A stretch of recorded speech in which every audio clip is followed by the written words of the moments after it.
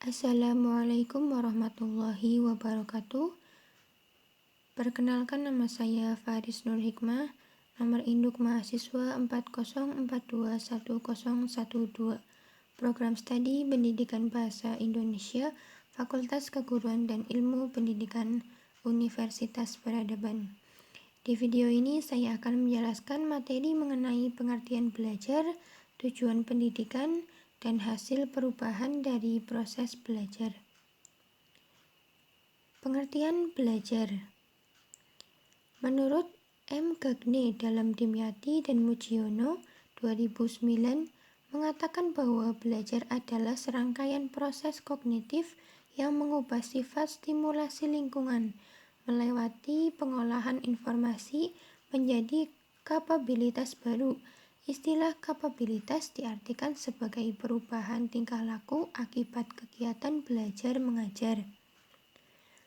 Menurut B. F. Skinner, belajar adalah kesempatan terjadinya peristiwa yang menimbulkan respons belajar, baik konsekuensinya sebagai hadiah maupun teguran atau hukuman. Dengan demikian, pemilihan stimulus yang diskriminatif dan penggunaan penguatan dapat merangsang individu lebih giat belajar, sehingga belajar merupakan hubungan antara stimulus dengan respons. Selanjutnya, menurut Gage tahun 1984, mendefinisikan belajar sebagai suatu proses sehingga suatu organisme berubah perilakunya sebagai akibat pengalaman. Apabila terjadi perubahan perilaku pada suatu organisme yang diakibatkan oleh kematangan, bukan merupakan belajar. Perubahan dalam sifat-sifat fisik, misalnya berat dan tinggi badan, bukan termasuk ke dalam belajar. Menurut Jerome S. Brunner, beranggapan bahwa belajar merupakan pengembangan kategori-kategori yang saling berkaitan sedemikian rupa sehingga setiap individu mempunyai model yang unik tentang alam dan pengembangan suatu sistem pengodean. Sesuai dengan model ini, belajar baru dapat terjadi dengan mengubah model yang terjadi melalui pengubahan kategori-kategori, menghubungkan kategori-kategori dengan suatu cara baru, atau dengan menambahkan kategori baru. Menurut Heinrich 1999 mengatakan bahwa belajar adalah proses aktivitas pengembangan pengetahuan, keterampilan, atau sikap sebagai interaksi seseorang dengan informasi dan lingkungannya, sehingga dalam proses belajar diperlukan pemilihan, penyusunan, dan penyampaian informasi dalam lingkungan yang sesuai dan melalui interaksi pembelajaran dengan lingkungannya. Jadi, berdasarkan pengertian-pengertian di atas, dapat ditarik kesimpulan dari pengertian belajar, yaitu merupakan suatu usaha serta proses perubahan tingkah laku yang terjadi pada diri individu sebagai hasil pengalaman atau hasil interaksinya dengan lingkungannya. Perubahan hasil belajar ini berupa penambahan kecakapan, keterampilan, sikap, pengertian, harga diri, minat, karakter, penyesuaian diri, serta hubungan dengan perubahan pola-pola respon dari seluruh aspek-aspek kepribadian seseorang yang telah melakukan aktivitas belajar. Selanjutnya, tujuan dari pendidikan. Yang pertama, tujuan umum. Tujuan umum atau biasa disebut sebagai tujuan pendidikan nasional merupakan sasaran akhir yang harus dijadikan pedoman oleh setiap usaha pendidikan. Artinya, setiap lembaga dan penyelenggara pendidikan harus dapat membentuk manusia yang sesuai dengan rumusan itu, baik pendidikan yang diselenggarakan oleh lembaga pendidikan formal, informal, maupun non-formal. Contohnya yang dirumuskan dalam Undang-Undang Nomor 20 Tahun 2003 Pasal 3 yang merumuskan bahwa pendidikan nasional berfungsi mengembangkan kemampuan dan membentuk watak serta peradaban bangsa yang bermartabat dalam rangka mencerdaskan kehidupan bangsa, bertujuan untuk berkembangnya potensi peserta didik agar menjadi manusia yang beriman dan bertakwa kepada Tuhan Yang Maha Esa, berakhlak mulia, sehat, berilmu, cakap, kreatif, mandiri, dan menjadi warga negara yang demokratis serta bertanggung jawab. Yang kedua, tujuan institusional adalah tujuan yang harus dicapai oleh setiap lembaga pendidikan. Dengan kata lain, tujuan ini dapat didefinisikan sebagai kualifikasi yang harus dimiliki oleh setiap siswa setelah mereka menempuh atau dapat menyelesaikan program di suatu lembaga pendidikan tertentu. Tujuan institusional merupakan tujuan antara untuk mencapai tujuan umum yang dirumuskan dalam bentuk kompetensi lulusan setiap jenjang pendidikan, seperti misalnya standar kompetensi pendidikan dasar, menengah, kejuruan, dan jenjang pendidikan tinggi. Contohnya, pada jenjang pendidikan menengah umum tercantum dalam Peraturan Pemerintah Republik Indonesia Nomor 29 menyatakan bahwa meningkatkan pengetahuan siswa untuk melanjutkan pendidikan pada jenjang yang lebih tinggi dan untuk mengembangkan diri sejalan dengan perkembangan ilmu pengetahuan, teknologi, dan kesenian.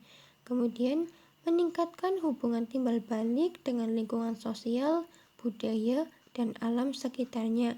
Masyhuri menyebutkan tujuan pendidikan adalah membimbing warga negara Indonesia menjadi manusia Pancasila, dasar-dasar pendidikan yang berkepribadian, berkesadaran ketuhanan, dan mampu membudayakan alam sekitarnya. Yang ketiga, tujuan kurikuler adalah tujuan yang harus dicapai oleh setiap bidang studi atau mata pelajaran. Tujuan kurikuler dapat didefinisikan sebagai kualifikasi yang harus dimiliki anak didik setelah mereka menyelesaikan suatu bidang studi tertentu dalam suatu lembaga pendidikan. Contohnya, misalnya tujuan kurikuler yang berkaitan dengan pembelajaran pendidikan agama Islam di SD atau MI. Yang pertama, menumbuh kembangkan akidah melalui pemberian, pemupukan, dan pengembangan pengetahuan, penghayatan, pengamalan, pembiasaan, serta pengalaman peserta didik tentang agama Islam, sehingga menjadi manusia muslim yang terus berkembang keimanan dan ketakwaannya kepada Allah Subhanahu wa Ta'ala. Kemudian mewujudkan manusia Indonesia yang taat beragama dan berakhlak mulia, yaitu manusia yang berpengetahuan, rajin beribadah, cerdas, produktif, jujur, adil, etis, berdisiplin, bertoleransi atau tasamuh, menjaga keharmonisan secara personal dan sosial, serta mengembangkan budaya agama dalam komunitas sekolah. Kemudian yang keempat, tujuan pembelajaran atau tujuan instruksional. Menurut Eli dan Gerlach 1971, tujuan instruksional didefinisikan sebagai suatu perubahan tingkah laku atau hasil perubahan yang memberikan petunjuk bahwa suatu proses belajar telah berlangsung. Fungsi tujuan instruksional berdasarkan pendekatan sistem instruksional adalah setiap kegiatan instruksional selalu diawali dengan perumusan tujuan yang jelas. Oleh karena itu, pemilihan komponen-komponen dalam pengembangan instruksional banyak tergantung dari tujuan instruksional. Perumusan tujuan instruksional terdiri atas tujuan instruksional umum dan tujuan instruksional khusus. Yang pertama, tujuan instruksional umum bersifat umum dan luas sehingga pencapaiannya tidak dapat diukur secara langsung karena tidak spesifik. Tujuan instruksional umum disebut juga sebagai tujuan terminal atau goal dan dirumuskan dengan berorientasi pada kemampuan internal yang harus dimiliki mahasiswa pada akhir kegiatan belajar untuk pokok bahasan tertentu. Contoh, pada akhir pembelajaran, mahasiswa akan dapat menerapkan prinsip-prinsip statis tertentu dalam perencanaan, bidang teknik sipil sederhana atau tunggal. Yang pertama, pada akhir pembelajaran, mahasiswa akan dapat mematuhi semua tata tertib dan peraturan keselamatan kerja di bengkel praktek kerja mesin. Yang kedua, pada akhir pembelajaran, praktek mahasiswa akan dapat membuat gawang pintu secara mandiri. Yang kedua, tujuan instruksional khusus merupakan perubahan tingkah laku hasil belajar atau kemampuan aktual yang khusus atau spesifik dan harus dapat ditampilkan atau diunjuk kerjakan. Hasil tujuan instruksional khusus yang ditampilkan harus dapat diamati dan diukur secara langsung oleh dosen atau guru. Contoh, yang pertama, menggunakan kata kerja operasional khusus.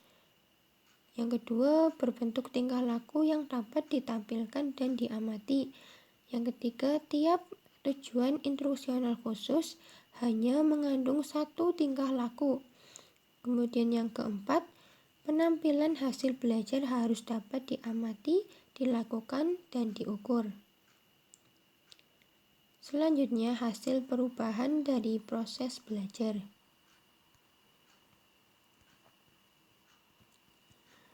Yang pertama, perubahan pengetahuan kognitif. Kognitif adalah aspek yang berkaitan dengan kemampuan berpikir, kemampuan memperoleh pengetahuan, kemampuan yang berkaitan dengan memperoleh pengetahuan, pengenalan, pemahaman, konseptualisasi, penentuan, dan penalaran. Kognitif merupakan kemampuan yang lebih banyak melibatkan kegiatan mental otak. Penilaian terhadap kognitif ini bertujuan untuk mengukur penguasaan konsep dasar keilmuan, berupa materi-materi esensial sebagai konsep kunci dan prinsip utama. Kemampuan-kemampuan dan domain kognitif oleh Bloom dikategorikan lebih terinci secara hierarkis dalam 6 jenjang kemampuan proses berpikir mulai dari tingkat terendah sampai tertinggi. Berikut beserta contohnya. Yang pertama, pengetahuan, yaitu kemampuan menyebutkan atau menjelaskan kembali, contohnya dalam menyatakan kebijakan. Yang kedua, pemahaman, yaitu kemampuan memahami instruksi atau masalah, menginterpretasikan dan menyatakan kembali dengan kata-kata sendiri, contohnya menuliskan kembali atau merangkum materi pelajaran. Kemudian yang ketiga, penerapan, yaitu kemampuan menggunakan konsep dalam praktek atau situasi yang baru, contohnya menggunakan pedoman atau aturan dalam menghitung gaji pegawai. Kemudian yang keempat, analisa, yaitu kemampuan memisahkan konsep keadaan ke dalam beberapa komponen untuk memperoleh pemahaman yang lebih luas atas dampak komponen-komponen terhadap konsep tersebut secara utuh. Contohnya, menganalisa penyebab meningkatnya harga pokok penjual dalam laporan keuangan dengan memisahkan komponen-komponennya. Kemudian yang kelima, sintesa, yaitu kemampuan merangkai atau menyusun kembali komponen-komponen dalam rangka menciptakan arti atau pemahaman atau struktur baru. Contohnya, menyusun kurikulum dengan mengintegrasikan pendapat dan materi dari beberapa sumber.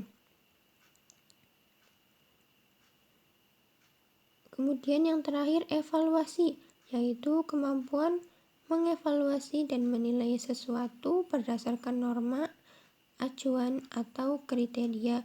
Contohnya membandingkan hasil ujian siswa dengan kunci jawaban. Yang kedua, perubahan keterampilan atau psikomotorik. Psikomotorik adalah aspek yang berkaitan dengan kemampuan melakukan pekerjaan dengan melibatkan anggota badan, kemampuan yang berkaitan dengan gerak fisik. Hasil belajar ini berkaitan dengan keterampilan atau skill, atau kemampuan bertindak setelah seseorang menerima pengalaman belajar tertentu. Psikomotorik dibagi atas 7 level belajar yang disusun mulai dari yang paling sederhana sampai tahap yang paling kompleks. Berikut beserta contohnya. Yang pertama, persepsi, yaitu kemampuan dalam menggunakan saraf sensori, dalam menginterpretasikannya, dalam memperkirakan sesuatu. Contohnya menurunkan suhu AC saat merasakan suhu ruangan panas. Yang kedua, kesiapan, yaitu kemampuan untuk mempersiapkan diri baik secara fisik, mental, serta emosi dalam menghadapi sesuatu. Contohnya melakukan pekerjaan sesuai urutan, menerima kelebihan dan kekurangan seseorang. Yang ketiga, reaksi yang diarahkan, yaitu kemampuan untuk memulai keterampilan yang kompleks dengan bantuan atau bimbingan dengan meniru dan diuji coba. Contohnya mengikuti arahan dari instruktur.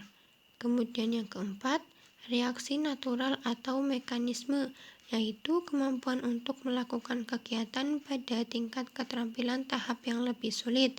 Melalui tahap ini diharapkan siswa akan terbiasa melakukan tugas rutinnya. Contohnya dalam menggunakan komputer. Kemudian reaksi yang kompleks, yaitu kemampuan untuk melakukan kemahirannya dalam melakukan sesuatu, di mana hal ini terlihat dari kecepatan, ketepatan, efisiensi, dan efektivitasnya. Semua tindakan dilakukan secara spontan, lancar, cepat, tanpa ragu. Contohnya dalam keahlian bermain piano. Kemudian adaptasi, yaitu kemampuan mengembangkan keahlian dan memodifikasi pola sesuai yang dibutuhkan. Contohnya melakukan perubahan secara cepat dan tepat terhadap kejadian tak terduga tanpa merusak pola yang ada. Yang terakhir, kreativitas, yaitu kemampuan untuk menciptakan pola baru yang sesuai dengan kondisi atau situasi tertentu, dan juga kemampuan mengatasi masalah dengan mengeksplorasi kreativitas diri. Contohnya membuat formula baru, inovasi, dan juga membuat produk baru. Kemudian perubahan nilai dan sikap atau afektif. Afektif adalah kemampuan yang berkaitan dengan perasaan, emosi, sikap, derajat penerimaan, atau penolakan terhadap suatu objek. Ciri-ciri hasil belajar ini tampak pada peserta didik dalam berbagai tingkah laku, seperti perhatian terhadap pelajaran, kedisiplinan, motivasi belajar, rasa hormat, dan lain sebagainya. Hasil belajar proses ini berkaitan dengan sikap dan nilai yang berorientasi kepada penguasaan dan kecakapan proses atau metode. Afektif dapat dirinci menjadi 5 jenjang yang disusun mulai dari yang paling sederhana sampai tahap yang paling kompleks. Berikut beserta contohnya. Yang pertama, penerimaan, yaitu kemampuan untuk menunjukkan atensi dan penghargaan terhadap orang lain. Contohnya, mendengar pendapat orang lain, mengingat nama seseorang. Yang kedua, responsif, yaitu kemampuan berpartisipasi aktif dalam pembelajaran dan selalu termotivasi untuk segera bereaksi dan mengambil tindakan atas suatu kejadian. Contoh, berpartisipasi dalam diskusi kelas. Yang ketiga, nilai yang dianut, nilai atau nilai diri, yaitu kemampuan menunjukkan nilai yang dianut untuk membedakan mana yang baik dan mana yang kurang baik terhadap suatu kejadian atau objek. dan nilai tersebut diekspresikan dalam perilaku. Contoh, mengusulkan kegiatan corporate social responsibility sesuai dengan nilai yang berlaku dan komitmen perusahaan. Kemudian organisasi, yaitu kemampuan membentuk sistem nilai dan budaya organisasi dengan mengharmonisasikan perbedaan nilai. Contohnya, menyepakati dan menaati etika profesi, mengakui perlunya keseimbangan antara kebebasan dan tanggung jawab. Yang terakhir, karakteristik, yaitu kemampuan mengendalikan perilaku berdasarkan nilai yang dianut dan memperbaiki hubungan intrapersonal dan sosial. Contohnya, menunjukkan rasa percaya diri ketika bekerja sendiri, kooperatif dalam aktivitas kelompok. Demikian materi yang dapat saya sampaikan, kurang lebihnya mohon maaf. Terima kasih. Wassalamualaikum warahmatullahi wabarakatuh.